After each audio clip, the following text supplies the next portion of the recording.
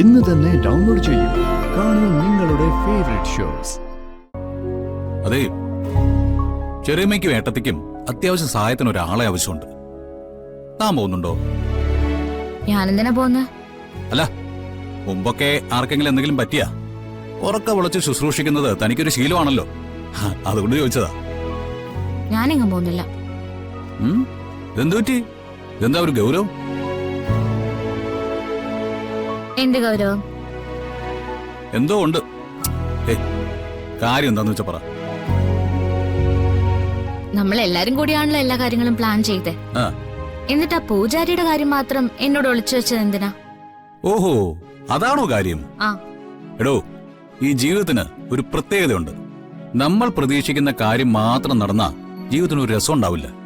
ഈ unexpected things, അത് ജീവിതത്തിൽ ഇങ്ങനെ വന്നുകൊണ്ടേയിരിക്കണം. അതിനനുസരിച്ച് നമുക്ക് ജീവിക്കാനുള്ള ത്രില്ലും കൂടണം. സത്യത്തില് ഞാൻ എന്താ കരുതിയെന്നറിയോ? നിങ്ങൾ രണ്ടുപേർക്കും ഒരു ഉഗ്രൻ സർപ്രൈസ്. കാര്യങ്ങളൊക്കെ മാറി മറിയുമ്പോ നിങ്ങളുടെ മുഖത്തുണ്ടാകുന്ന ആ ചേഞ്ചസ് ഉണ്ടല്ലോ, അതൊന്ന് കാണണമെന്ന് ആഗ്രഹിച്ചു. അത്രേ ഉള്ളൂ. ഞങ്ങളെ വിഡ്ഢികളാക്കിയപ്പോ സമാധാനം കിട്ടിയല്ലോ. അതിനിപ്പോ ആരെ വിഡ്ഢികളായത്? വേണേ വെറുതെ പണക്കം കാണിക്കില്ലേ? ആത്മാവ് ശരീരത്തിൽ നിന്ന് പോയിട്ട് അധികം സമയമൊന്നും ആയിട്ടില്ല. ഓ, വലിയ തമാശയായി പോയല്ലോ. എന്നോട് തമാശ ഒന്നും പറയണ്ട. താൻ സീരിയസ് ആയിട്ടാണോ പറയുന്നത്? എടോ, ആ കാര്യം പറയാതിരുന്ന ഇത്ര വലിയ പ്രശ്നമാണോ? അതെ, കല്യാണത്തിന് മുമ്പ് എന്നോട് എന്തൊക്കെയാ പറഞ്ഞത്? നമ്മൾ തമ്മിൽ അറിയാൻ പാടില്ലാത്ത ഒന്നും ഉണ്ടാവരുത്, എന്തെങ്കിലും പ്രശ്നം ഉള്ളിന്റെ ഉള്ളിലുണ്ടെങ്കിൽ അത് അപ്പൊ തന്നെ പറഞ്ഞു തീർക്കണം എന്നൊക്കെയല്ലേ? എന്നെ പറ്റിച്ചല്ലോ. ശരി, പറ്റിച്ചോ. ഓക്കെ, ഇതിപ്പോ എങ്ങനെയൊന്നും പരിഹരിക്കുക? എനിക്കറിഞ്ഞൂടാ.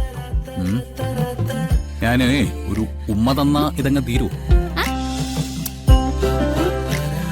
അതായത് ശ്രീമതി, ഞാൻ താങ്കളെ ഒന്ന് കിസ് ചെയ്താ ഈ പ്രശ്നം അങ്ങ് തീരുമെന്നാ ചോദിച്ചത്. ഒന്ന് പോയോ ഇവിടുന്ന്? അല്ല, ഞാനേ ഇതങ്ങ് തീർത്തിട്ടേ പോകുന്നുള്ളൂ. വേണം. പറഞ്ഞ അല്ല, എനിക്കിത് തീർക്കണം.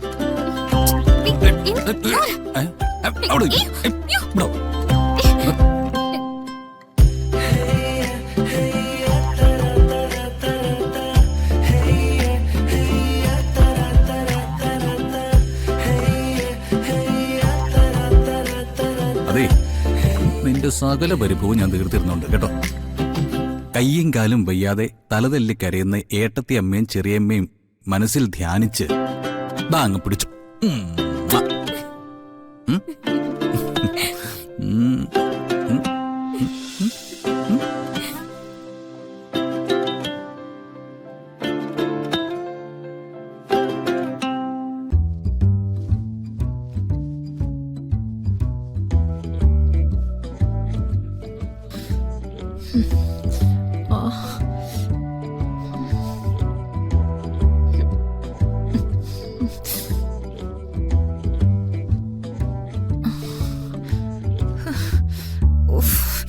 അമ്മേ,